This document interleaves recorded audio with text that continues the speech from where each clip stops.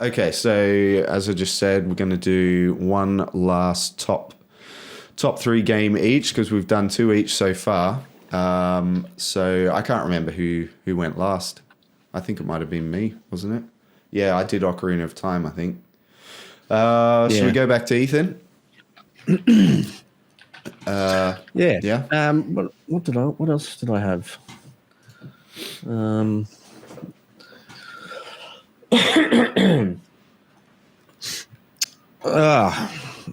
Because I had on my list Sonic 2, Assassin's Creed. Even though Assassin's Creed's not retro, Yeah. it was an amazing experience. And then I had get my list out. Boys. We could jump to Adrian if you're getting your next game ready, Ethan. Oh, well, and I had GTA 3. Oh, okay. Which was PlayStation 2. That game was absolutely insane. I remember the first like cutscene where he gets betrayed by his partner. Yeah. Dude, it was just crazy. It felt like you were playing a movie. That's the experience that I got from playing Grand Theft Auto 3. It was the first time I was playing a game where I had these cinematics and from audio to like from the music to the visuals and the way they did the videography and all that sort of stuff. It was a whole new level of gaming. And, agreed. Rockstar haven't really turned back since. I mean, you look at what they're doing now and everything. But that game was insane. I remember just running not even doing missions when I first played that. I didn't give a crap about missions. All I needed was a pistol and some grenades, and I was pretty happy. I loved that game so much. Like working for the mafia, and in the end, you know, they want to terminate you, and then the whole chase at the end, and at the end of that saga, of course you go to the next island after that, which is another whole new ball game. But it's wicked. So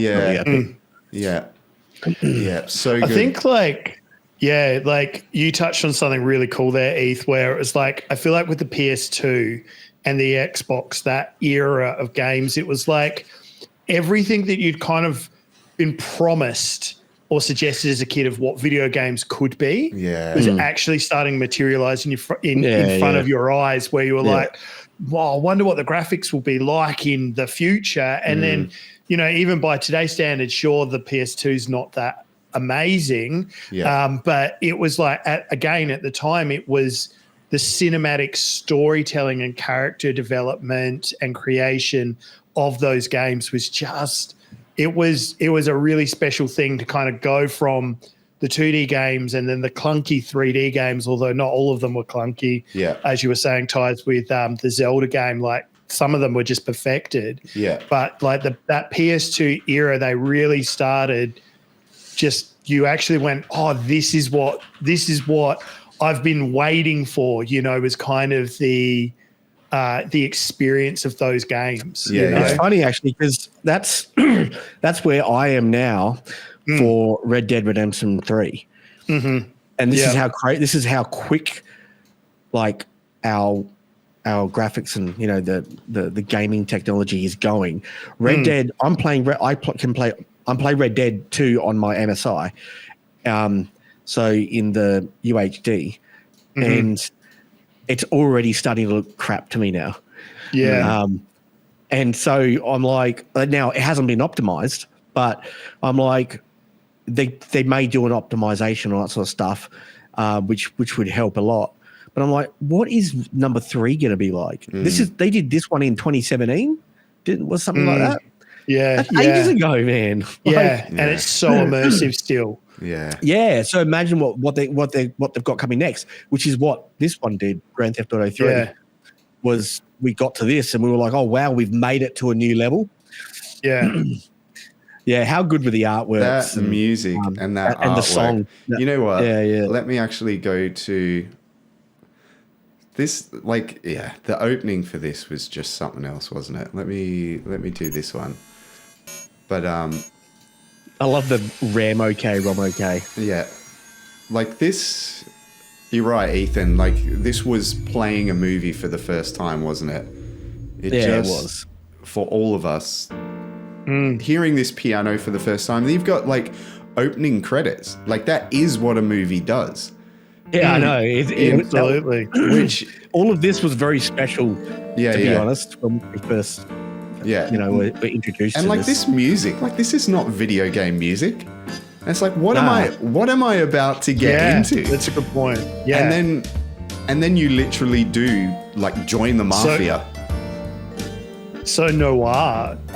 Or what do they call that style? Yeah, film noir. Yeah. It's just something else, man. I'm saying that. Like, honestly, the games you guys are bringing up so cool. are just so good. But yeah, so like I'll just skip forward a bit because then you've got like the actual then you do go into the opening sequence and stuff. We end up on the bridge, the car gets blown up, and you escape and everything. But man, what a game, hey? Yeah, it's so good.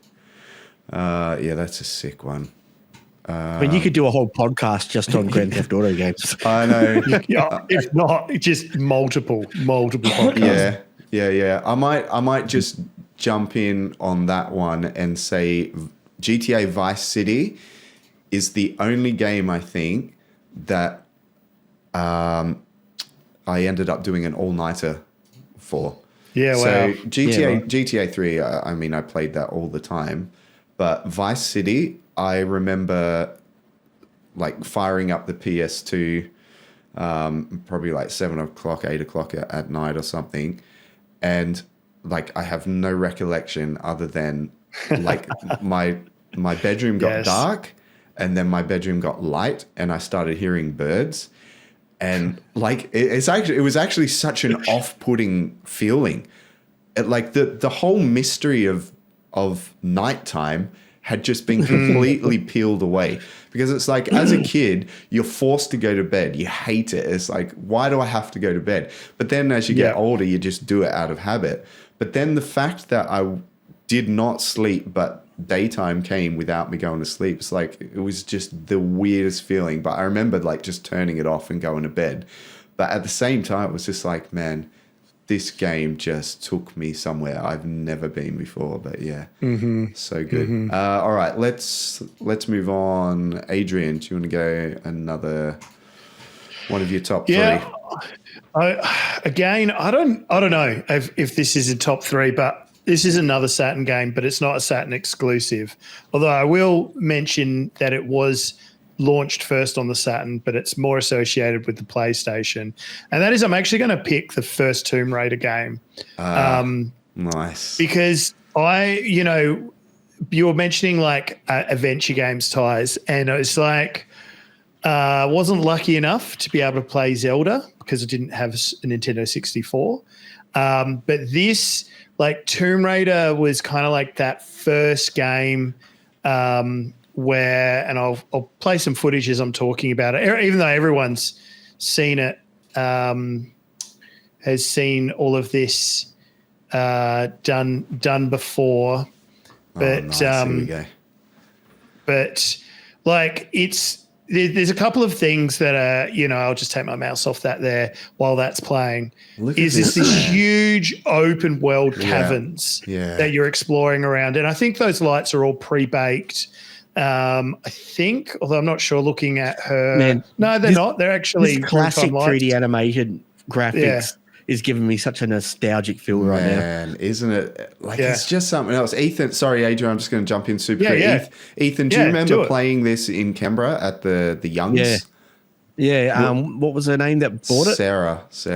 Yeah, dude. Yeah. We can talk about that later, but yeah, man, that's a memory right there. You know what? These graphics still, I don't know, they still look really fun. It's art, man. Like it captures, like, even though it's blocky and it's so imperfect, it captures exactly what it's looking like trying to capture. Exactly. The gameplay for this game was pretty good, but yeah. And like, just even like watching this, like now I'm going to have to get this out I've got it on the back wall behind me and play through it again. But it's just, again, it's just, even here they've like crammed the items together. And I always remember this part of the game where you kind of come into this, and you've got the wolves' footprints in there. And exactly. Yeah. And then you see the wolf. Like, that is and so then there's good. another one and you're like, oh no. I know. So, Man. So it's, this was just, I think, such a super cool experience to play through. And the levels are huge. Yeah. Like, they're just, and they're not like, there's not a lot of combat. It's all just pure exploring. But it was just, it was a really great adventure. And that was the thing. Did they remaster this? Yeah, they have they remastered did actually. it. But honestly, I just love seeing this version of it. I think I bought it, but I haven't played it yet. It's on my list. Yeah. But Adrian, correct me if I'm wrong. You were potentially planning to do a playthrough of this exact version of the game. Holy shit! That literally that scared me, and I knew that it was coming up at some point. Oh man, I forgot enough that I was still scared by it. But you were planning on doing a playthrough of this game for the podcast, I think. Yep. Yeah, absolutely. I'm gonna do a playthrough. I'll maybe we'll just leave it there because this is the opening level. Yeah. But you can you can get the idea. Pretty easy there. I'll stop that sharing. Yeah. But that's a sick you can one. get that. Like it's just like playing through that, and I think even like just watching that there. I think they've deliberately used black fog to hide like the lack of the console's ability to render things in the distance. Which is really, really cool. It'd be interesting. I might play the PS1 version a little bit as well, just to do a bit of a comparison. I think the graphics are technically better, but I think they're also not as gritty, which the Saturn one I think has grittier graphics, which I think enhances it a bit. But I don't know. Again, we might set the internet on fire by having unpopular opinions on our podcast. So I love that, like you played that game, but also on Dreamcast and not the PS1, which most Saturn, people. Sorry, on the Saturn. Whereas most people's memories are playing it on PS1. Ethan and I included. We played it on a PS1. At a friend of the family's, and like it just took you to another place, and also like that really strong female protagonist, like that hadn't really been done before, and obviously I know like Lara Croft, like historically is a very sexualized character, and that's problematic and everything, but that being said, she still is like a strong female character, adventurer, Tomb Raider. Like she literally does what Indiana Jones does, but as a woman, and that character has developed over the years, which is really cool as well. But man, that game is so good. That's it. I've had so many Tomb Raiders. Tomb Raider games. For me, and this is no offense, everyone's welcome to their own opinions, but none of them have captured the magic of that Tomb Raider. And I mean, you can see even again up there, it's probably pretty tiny, but that's a special edition Tomb Raider 2 on PC. I don't know which one. Oh, okay. Yeah. So it's got an expansion pack that came with it, which is in the re-releases if you buy them. And I think someone's even done a mod where they've taken the Tomb Raider 1 on the Saturn and modded it so you can play through those levels on the Saturn. But I've had lots of Tomb Raiders. I've kind of got all the modern ones, but none of them, they're all good for different reasons, but none of them capture the magic of that first game. I don't know why. But I don't know. It's there's something like she feels really quite isolated and vulnerable and claustrophobic. In those caves there, which is quite a thing to capture that feeling in the game. So anyway, that's probably that's another pretty important one for me. Nice. Yeah, this is why, you know what, like as difficult as it is to try and narrow things down to a top 3, what's so good about it is we all get to do 3. So in the end, we've talked about 9 games, which are literal bangers of games. And it's just, even if you didn't choose it, you get to talk about it anyway. So this is sick. All right. So, I mean, look, we already kind of gave the game away before. Ethan called it Splinter Cell on PS2. Yeah. So, like, man, I just love how particular games, like you said, Ethan, with Assassin's Creed, like it just captured a moment in time for you. Like when you were, living with Paul and you had your Xbox and like you just, like that was that moment for you, defined by that game. Splinter Cell on PS2. Yeah. I honestly remember getting up. I don't even remember when I got this game. Or like I can't remember purchasing it. I can't remember anything other than for the next 2 weeks straight, I got up, went to school, came home, played Splinter Cell from 4 o'clock in the afternoon to 9 o'clock, 10 o'clock at night, went to bed, got up, went to school, came home. Like that was my life. And the thing is, from 8 o'clock, 9 o'clock in the morning until 3 o'clock in the afternoon at school, I literally thought about the game every second. Like I just was so consumed by this game. And I think it was possibly one of the first games that did stealth combat in a way that no other game had. And so I was completely obsessed with passing through every single level without being detected, which I'm pretty sure the game actually like gives you an award or like some sort of like recognition for if you do that. And like I played through the whole game, I think twice. I think once I just played through just to enjoy it, and then I played it through a second time to complete every mission undetected. And yeah, the stealth combat, just the storyline, just the immersion, the graphics, the gunplay, just everything about that game just, was so good. I need to, I wonder if you know what? I don't think I will bring up any video for that one. I think let's just move on. And maybe we can do like a playthrough or something for that at some other point. That'd be a cool playthrough.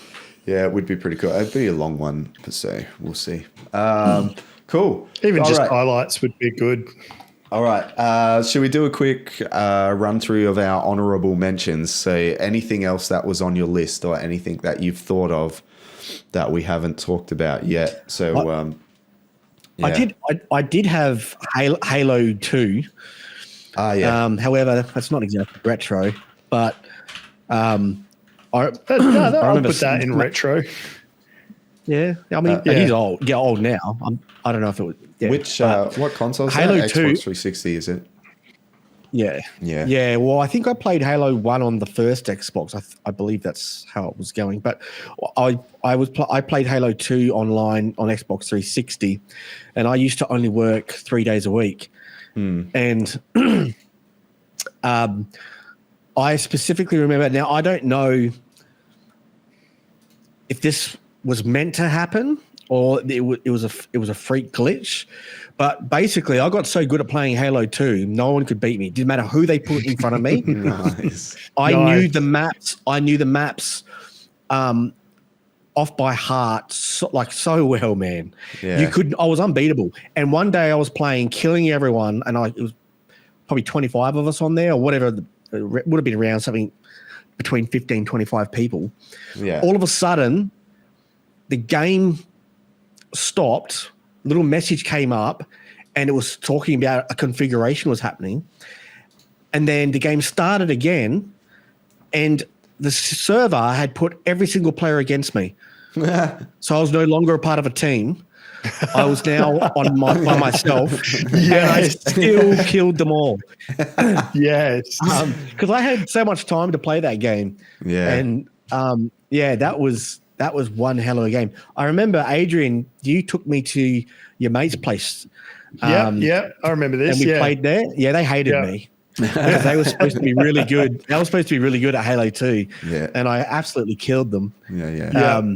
I remember that night. So I even stopped using guns and started using I can't remember what I was using. I stopped shooting. I just started hitting them. And they were full angrily mumbling, swearing under their breath. That reminds me. That reminds me of GoldenEye slappers only. Do you remember when you could go around and just slap each other? Oh, man. I love it when you take something that wasn't designed in the game, but it becomes a thing. Oh yeah, for sure. It's a bit like Odd Job. Yeah. They probably didn't actually think about that there was going to be a local rule. Yeah, I know. No Odd Job. Globally, which is no Odd Job. Yeah, they're probably just we need to throw some extra characters in here that doesn't even give him a proper name. But they're like, no one will pick this guy. Yeah. And he becomes doesn't he he throws his hat, yeah? I don't know.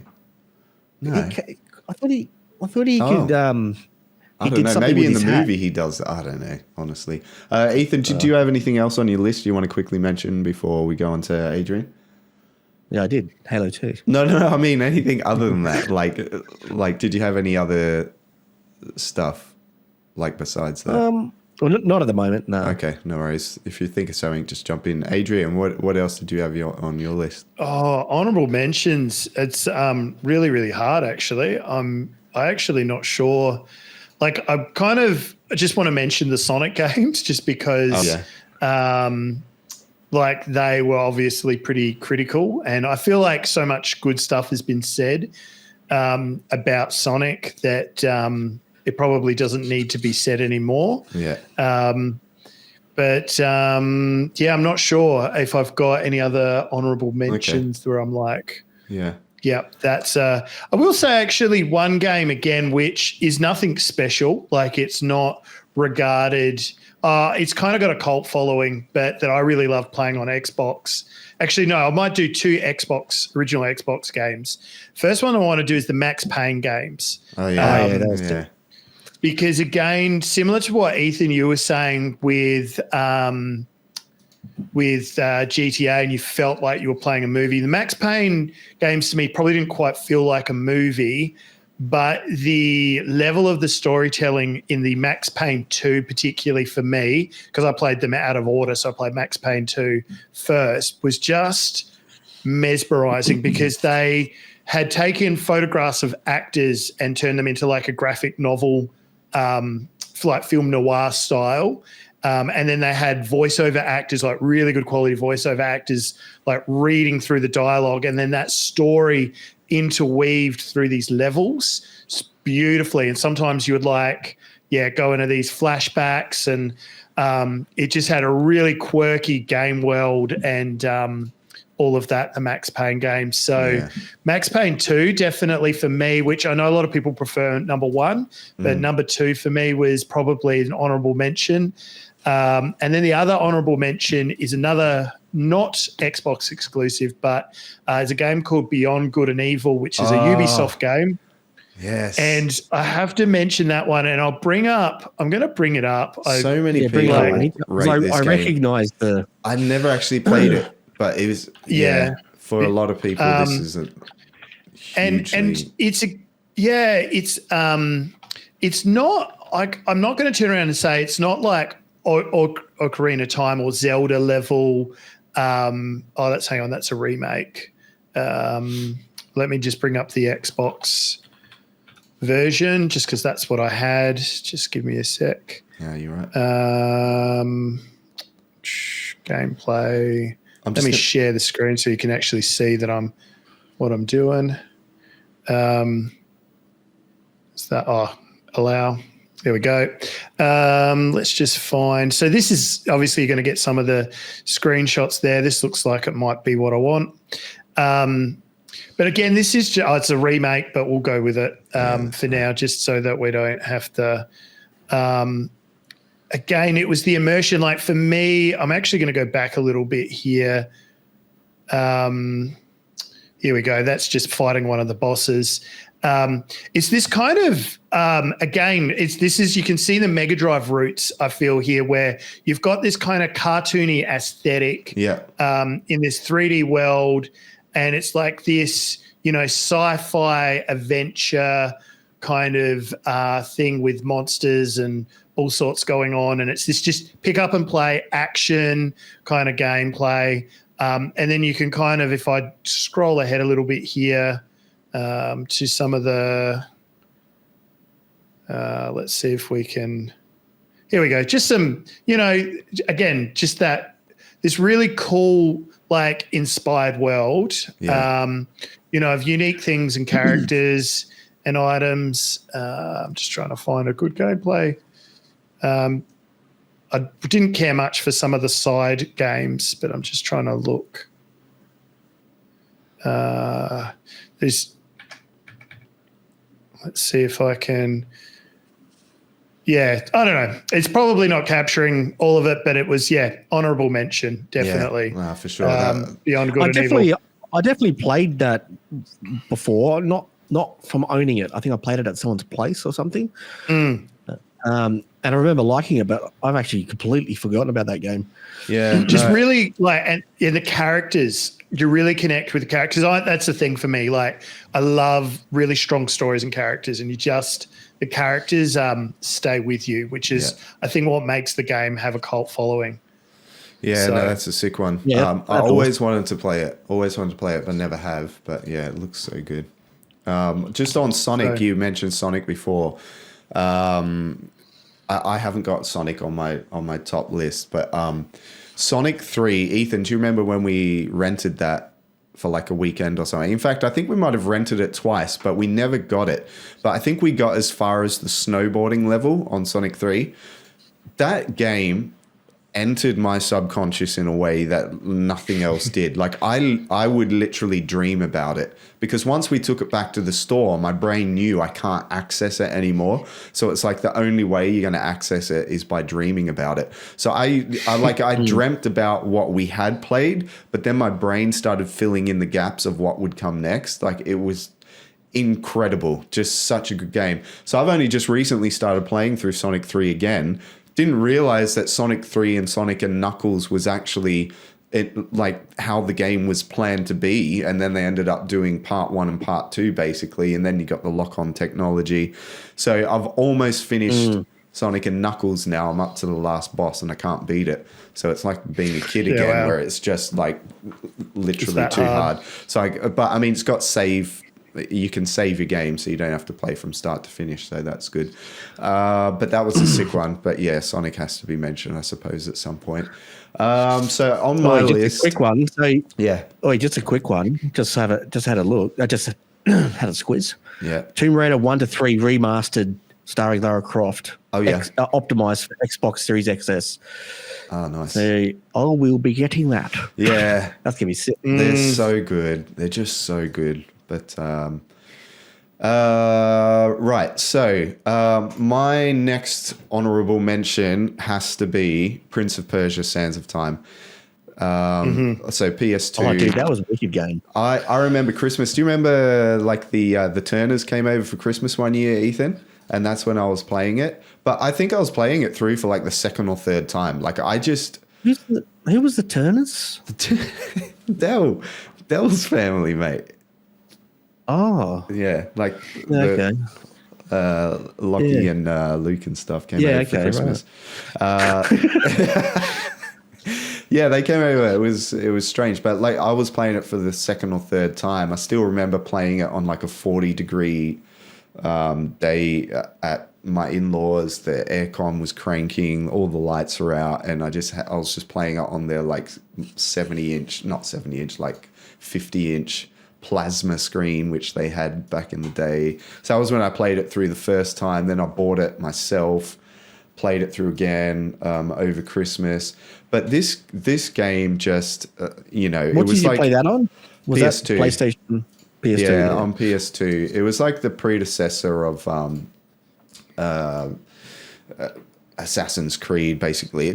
Was it Ubisoft who made Assassin's Creed? Yeah, it was. Yeah, they did both Prince of Persia and Assassin's Creed. This was a fun / cool looking game though. Yeah, the Prince of Persia. and like I've got to say that Ubisoft at this time would just release game like gun game after gun game. They were just on such a streak during this period where they released so many amazing games. Yeah. So the cinematics were cool, but then the gameplay was just so good. Sorry, I'm just skipping through, which is a bit. I'm just going to go, all the sound gets released, blah, blah, blah. Where's the gameplay? Yeah, this is like where you just, for the first time, take on a whole room of zombies or whatever they are. So cool. And the music was cool as well. But yeah, learning all the different moves. The combat was like... Combat's crazy. Yeah, the way you run up the characters and stuff. It was just so satisfying. Like every game mechanic was super satisfying. And then, after all is said and done, you can rewind time. So if you didn't do something right, then you could just rewind it. But that was pretty insane. It didn't feel like cheating though. Like the game factored in the fact that you could manipulate time, and so you had to use it in a creative way. So yeah, I had to mention this game. All the rolls he's doing. Yeah, I know, because you can't be bothered just running in a straight line. So yeah, that's definitely one of my top games of that time. But yeah, the rest of the things I had on my list were Aladdin, which we've already spoken about, but Banjo-Kazooie on 64, again, like a single player adventure, cartoon style, but like a bit of a collectathon, but like a good amount of things to collect. So you kind of get that satisfaction from like collecting all the jigsaw puzzle pieces. And we could talk about that game for half an hour, but let's just move on. But I think I had to mention Super Smash Bros. For Nintendo 64 because I haven't really mentioned many multiplayer games, but like that game changed multiplayer for us. I feel like we'd already been playing like Mario Kart and that sort of stuff. Hey, Ethan, but like Super Smash Brothers. Do you remember Mum would leave home, and because we were only meant to play like 64 for like an hour or so each per game, but whenever Mum would go grocery shopping or something, like literally the moment the door shut, we would like check out the window as soon as because we had that old diesel van, so you could hear the van taking off. As soon as it took off, bang, 64 was on Smash Brothers. That game was just like another level of insane and awesome, and like for a multiplayer, like a one screen multiplayer, like it's not online, you're all in the same room, but it's not split screen, you're all on the one screen, you just got to smash each other off the map, and it was just amazing. Like Ethan's dropped out. Oh no, we've lost him. But yeah, like that game just like we almost killed each other at times physically in person. Like I can imagine. Friendships were very, very strained at times because it was so intense.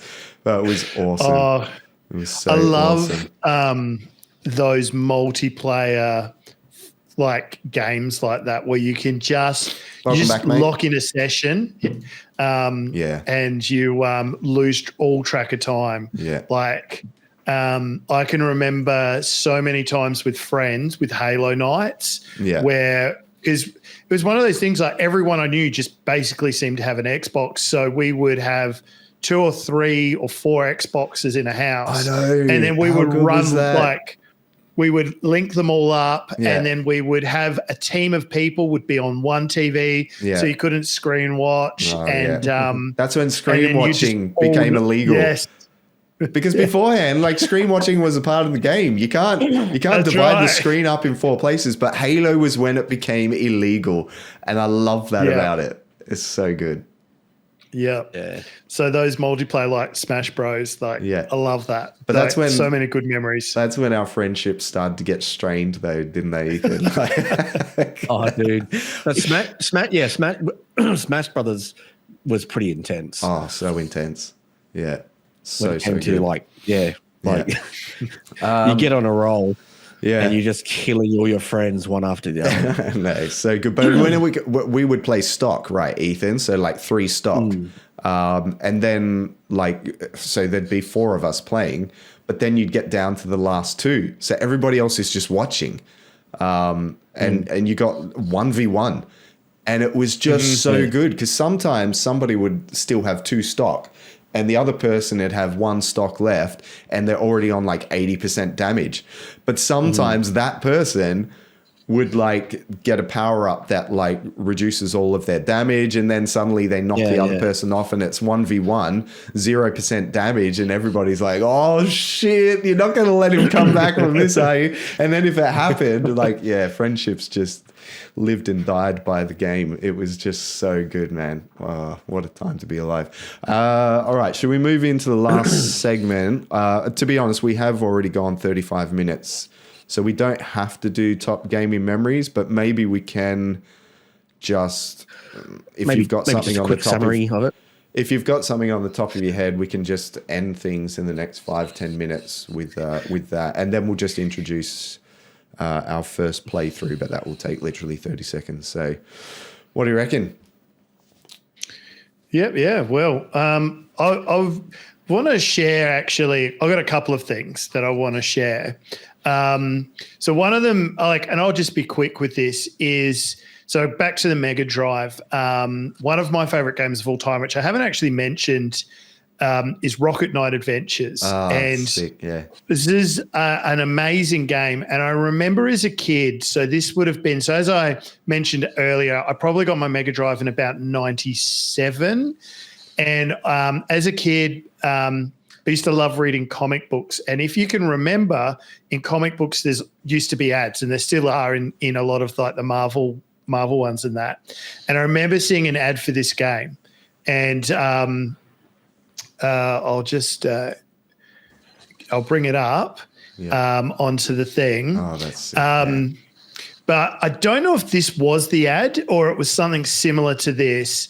But I remember just looking at this and going, that looks amazing, and just being like, you know how you were talking about poring over the artwork for Aladdin. I just remember seeing this game, and like particularly this here where you could like fly through the air and all that. I was like, oh, that looks sick. And then when I actually got around to playing it, and I won't bother bringing up footage of the game, but when I got around to actually playing the game, it was amazing. It's actually, I'd put it, it wasn't on any of the Mega Drive classics that got released, unfortunately, but I'd put it as it's like in the top 10 Mega Drive games of all time for sure. It's just a platforming perfection there from Konami. So I'd say that one is kind of my first memory, but I might let you guys share a memory before I share my next one. Yeah, no worries. You got something, Ethan? For me, I just had written down one specific. It's like a whole bunch of memories just sort of all blurred into one over the years, but it was mainly specifically Perfect Dark, like the same scenario with 007, but mainly with Perfect Dark, because I remember when this was happening, the multiplayer. There was one specific weekend, and there was probably multiple times where this did happen, but it was all of us together. Eric was there, Adrian Sahid was there, Grant was there. I'm assuming the Enrights, this is in Chazo. I'm assuming the Enrights were over at some point. Sean Raymond was over. Me, you, Malachi. And whoever else. Like, when does that happen anymore? When do you ever have that many friends over at one time and it's barely even been organized? Like, people just turn up. Yeah. It was so good. But sorry. Yeah. And we'd have the bots and get the bots involved as well. And we would know the levels so well. We could go, because you're focusing on your screen, even though you can see the 4 screens. You're focusing on your screen. So sometimes you would even tell someone, because we're working against the bots, I'm in this elevator on this part of the map and all that sort of stuff. I'm almost there. You know what I mean? Like we really got into that one, that multiplayer with that game. And I just remember good sunny Saturdays smashing out multiplayer, Perfect Dark, and then I don't know, we'd be outside a little bit as well and whatnot. But the whole day revolved around playing multiplayer gaming, which was sick. Yeah. No, for sure, man. I remember exactly that. I think they were called Sims. Like you had Meat Sims, Dark Sims, Perfect Sims. I'll jump in with. So I don't know if you remember this, Ethan, but there's a photo of us playing. I think it's actually the Atari. So the fact that this is the Atari, I think, is kind of a cool memory. Do you remember California Games on the Atari? And there was there was like a downhill BMX. BMX game. Yeah.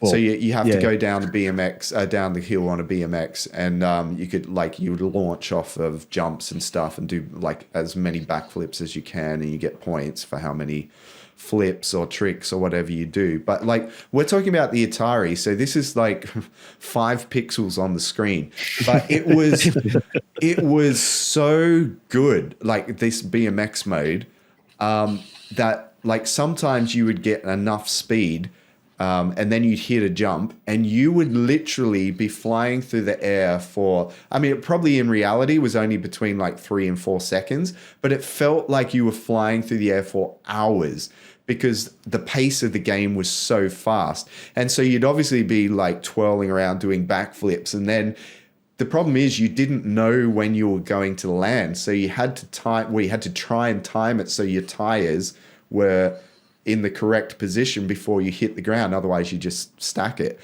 But there's a photo, and I'm going to see if I can find it in Mum and Dad's photo album when we're back for Christmas, Ethan. But there's a photo of us, and I think there's like Hadley Broom and like maybe some other randoms from college. Like we're all just stood around the TV, which is like probably no bigger than the one behind me. But we're all just stood around the TV, and our faces, like the jumps are ridiculous. Like our faces are just like so lit up, like because of these 5 pixels on a screen moving. Like we're just so engaged and so alive with what is happening. And to me, like that's what gaming is. It's just like it's something that just. It doesn't exist in the real world, and yet it creates like a moment in the real world that is just so tangible and so palpable and so memorable. So that's my memory. Well, have you got it up, Ethan? I've got it up on the screen. On my screen. Sorry, I didn't bring it. Yeah, like do you see what I mean? The pace of the game is mental. Like it moves so quickly. But it's nuts. Just even looking at it now. I know. Like the pace ramps up, and the stacking is actually the animation of this. The way you do flips, it's so quick. But man, this is my memory of it.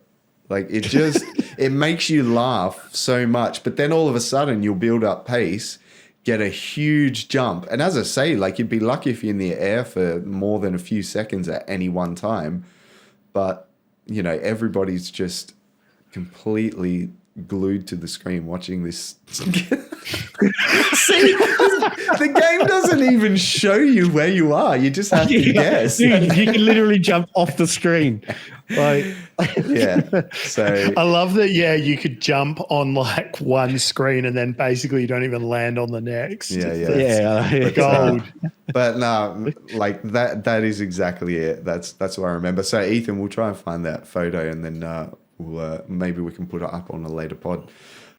All right, lads. Well, to be honest, this is awesome, man. I knew it would be like this. I knew as soon as we got started, like we wouldn't be able to stop. So we've almost got 2 hours in our first podcast. But we'll come up with something for the next episode, and we'll start getting our gameplays happening. So this is sick. Sounds good. Thanks heaps for making the time. And no worries, pleasure. We'll catch up soon. No Sounds worries. good. Thank you. See ya.